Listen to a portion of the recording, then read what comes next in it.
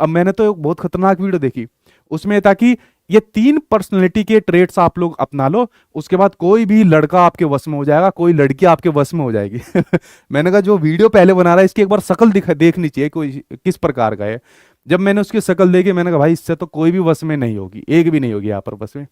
तो जैसा आप लोग इस चैप्टर के आगे पढ़ोगे, पर्सनैलिटी के ट्रेट्स के बारे में पढ़ोगे, जिसके ऊपर आज बहुत फोकस किया जाता है, जो पर्सनैलिटी ट्रेट्स पढ़ोगे, और उसके अंदर आप लोग पढ़ोगे कि जैसे कोई भी मान लीजिए व्यक्ति है, उसको अच्छी प्रकार से कम्युनिकेट करना यहाँ पर आना चाहिए, यानी कि बोलचाल उसकी बहुत अच्छे लेवल की होनी चाहिए।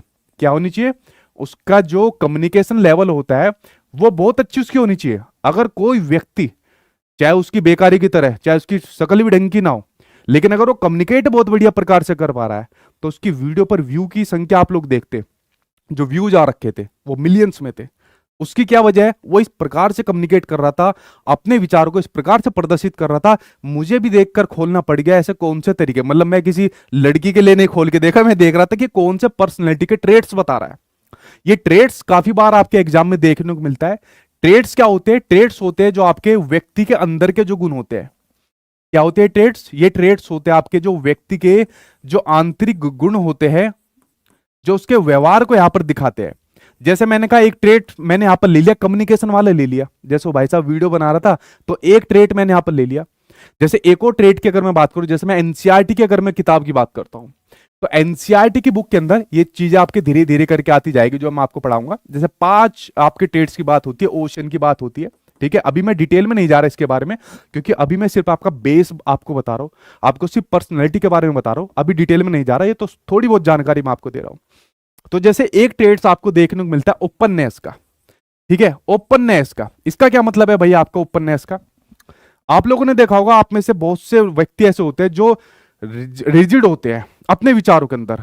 दुनिया इधर की उधर हो जाए, नहीं जी हम नहीं मानेंगे बात, अजी पहले से चलती आ रही है, अब थोड़ी मानेंगे हम ये वाली बात, ठीक है।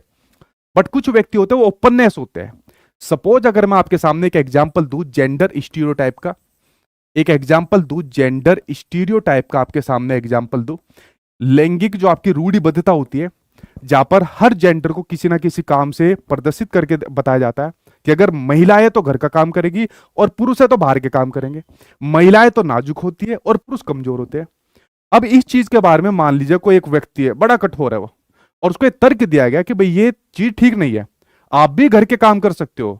अब मान लो जो कठोर रहेगा, बिल्कुल चौधरी वाला आदमी कहेगा, कर अच्छा जी तू नया हमें सिखाना आया, अरे हम तो घर के अंदर सारा काम महिलाओं से कराते हैं, भाग यहाँ से, मतलब हम तेरी बात यहाँ पर नहीं सुनेंगे। तो वो हो गया आपका रिजिड पर्सन। कैसा हो गया? वो आपका रिजिड पर्सन हो गया। ऐसे व्यक्तियों की जो पर्सनैलिटी होती है वो यहां पर समाज में निर्धारित होती है कि भाई ये नहीं सुनता किसी की, इससे मत्था मारने का कोई फायदा नहीं है। एक व्यक्ति है ओपननेस, वो क्या कहता है, अच्छा भाई ऐसा क्यों? अगर आप कह रहे हो कि हम भी मतलब घर के काम कर सकते, ऐसा तर्क क्यों दे रहे हो? तो उसको बताई जाती है कि भाई एक बार बताइए, अगर मान लीजिए घर के अंदर महिला को कोई तबीयत खराब होगी, महिला को मान लीजिए कोई दुर्घटना होगी, चोट यहाँ पर लग गई, तो क्या आपकी जिम्मेदारी नहीं है कि उस टाइम पर अपने महिला की मदद कर सके?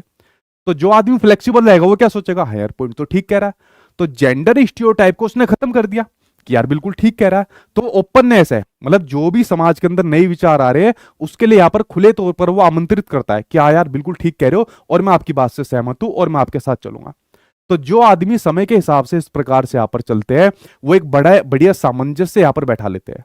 इनफैक्ट आपके एग्जाम में क्वेश्चन आया हुआ है कि पर्सनैलिटी के माध्यम से हम अपने समाज के अंदर, अपने एनवायरमेंट के अंदर सामंजस्य यानी कि तालमेल यहां पर बैठाते हैं। तो ये मैं जो आपको बता रहा था पर्सनैलिटी के बारे में बता रहा था, जिसमें संपूर्ण पक्षों को यहां पर देखा जाता है। पर्सनैलिटी के अंदर, किसके अंदर? संपूर्ण पक्षों को यहां पर देखा जाता है।